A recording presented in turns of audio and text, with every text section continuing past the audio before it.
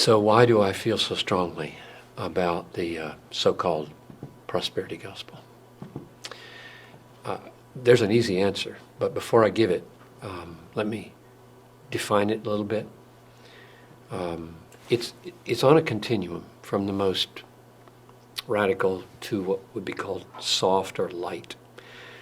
And the most radical would basically say, God wants you rich, and you should partner with him by faith to pursue riches.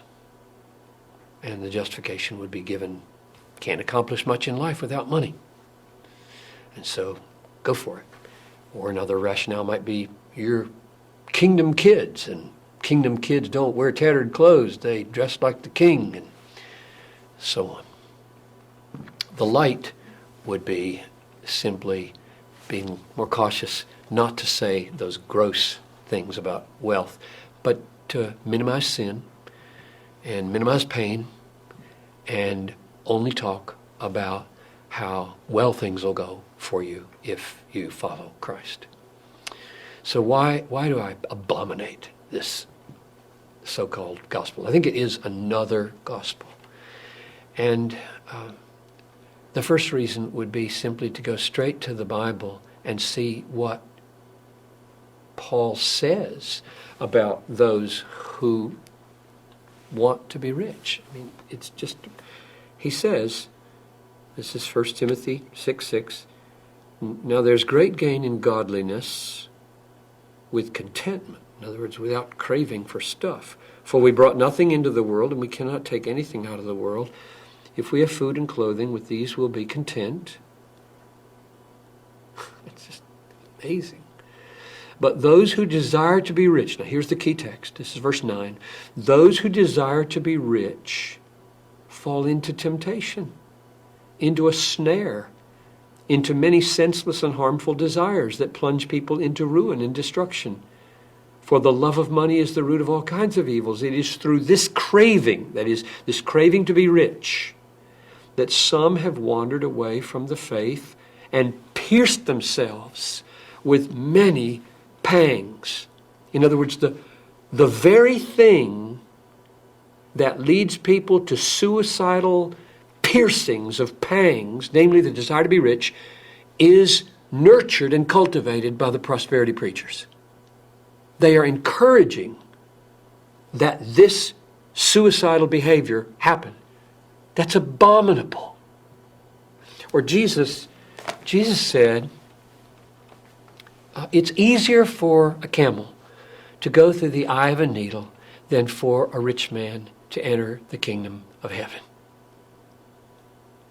Why would he say that? It's because riches are such dangerous things. They're not a blessing usually. They're usually a curse. People are cursed with riches. They're destroyed by riches. And here again, a little parenthesis of qualification. I don't mean it's sinful to make a lot of money. I just mean it's sinful to want to keep a lot of money. And it's suicidal to want to keep a lot of money. Bigger barns and bigger cars and bigger houses and bigger portfolios and finer clothes, and everything is growing with your income so that your conscience is getting harder and harder, because if you're a Christian at this point, your conscience is having to say, it's okay, it's okay. This is okay. This is the Calvary Road. This is what it means to deny yourself. This is what it means to follow Jesus. This is what it means to die every day. This is what it means to have my treasure in heaven. And it doesn't. It won't work. So your conscience has to be lacerated in order to keep from killing yourself. And so Jesus says it's hard for a rich man to get into the kingdom of heaven. Paul says those who desire to be rich fall into temptation and pierce themselves with many pangs. And along comes a prosperity preacher who says, yes, the Lord really wants you to be rich. We should pursue riches. Following Jesus is the pathway to riches. Riches are the sign of God's blessing. I would just say those are in mutual contradiction for each other, and therefore this is deadly. Now, here's another reason I'm really upset about this. These prosperity preachers don't just talk to Americans who are already fairly well off and try to help them, become a little more rich. They get on their jets, their personal jets, and they fly to Africa or the Philippines. And they land and they gather a stadium full of 100,000 desperately poor people and tell them if they'll believe in Jesus, they'll get rich and all their needs will be met and their wives won't have miscarriages anymore, blah, blah, blah. Then they get in their jet with their pockets full and go home. That's wicked. Because the Bible is so filled with teachings that in this life, this is a momentary affliction here. This light momentary affliction is working for us an eternal weight of glory beyond all comparison. What's Paul referring to there? He's referring to a lifetime. Light and momentary corresponds to the weight of eternal glory in heaven. He means when you come to Christ, you come and die, and you can count on it. Through many tribulations, we must enter the kingdom of heaven. Normal Christianity is pain. Sorrowful, yet always rejoicing, is the pattern. Prosperity preachers do not prepare new converts in third world countries to endure the realities of what it will cost them to be a Christian. Here's another reason. There are 1,568 or so, as we talk, people groups in the world out of 13,000 that don't even have missionaries engaging them, and therefore everybody in them is without hope. Most of those 1,500 people groups are in very dangerous places, meaning if you go there, your kids might either get disease and die, or your wife might be captured and raped, or your family might be butchered and killed. Who's going to go? We have to go. Jesus said, make disciples of every people group, not just the easy ones, not just the comfortable ones. Who's going to go? The product of prosperity preachers? I don't think so. The people that are going to go are the people that have been taught that to follow Christ is to suffer, and it's brief. It's only 80 years. And then comes heaven. I just read this morning with Noel and Talitha, first paragraphs of Revelation 21. And I saw a new heaven and a new earth. For the former heaven and the former earth had passed away, and the sea was no more. And I saw the new Jerusalem coming down like a bride prepared for her husband. And he will dwell with us, and we will be his people, and he will be our God.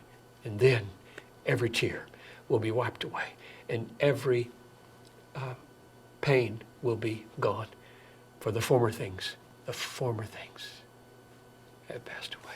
That's coming. The essential biblical problem, maybe that's an overstatement, one of the essential biblical problems with the prosperity gospel is an over-realized eschatology.